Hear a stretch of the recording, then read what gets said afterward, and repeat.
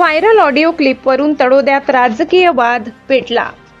विजय चौधरींवर कायदेशीर कारवाईची मागणी. नमस्कार, आपण पाहतात परिवर्तन 24 न्यूज.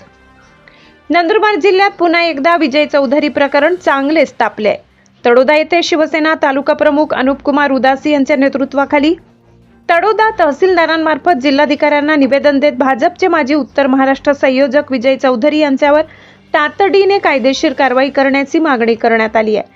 शिवसेनेने दिलेल्या निवेदनानुसार काही दिवसांपूर्वी विजय चौधरी यांनी कथित मोबाईल ऑडिओ क्लिप व्हायरल झाली होती. त्या कथित ऑडिओमध्ये शिवसेना आमदार आमशा पाडवी यांच्याबाबत आक्षेपार्ह आणि बदनामीकारक वक्तव्य करण्यात आल्याचा आरोप करण्यात आलाय. निवेदनात म्हटलंय की आमदार आमशा पाडवी हे आदिवासी समाजासाठी कार्य करणारे लोकप्रतिनिधी असून अशा प्रकारच्या कथित वक्तव्यामुळे नंदुरबारसारख्या आदिवासी बहुल जिल्ह्यात सामाजिक सलोखा बिघडण्याची शक्यता आहे. त्यामुळे विजय चौधरी यांच्या विरुद्ध तात्काळ कायदेशीर कारवाई करण्यात यावी अशी मागणी करण्यात आली आहे. या निवेदनाच्या प्रती तळोदा तहसीलदार आणि तळोदा पोलीस निरीक्षक यांनाही देण्यात आल्या.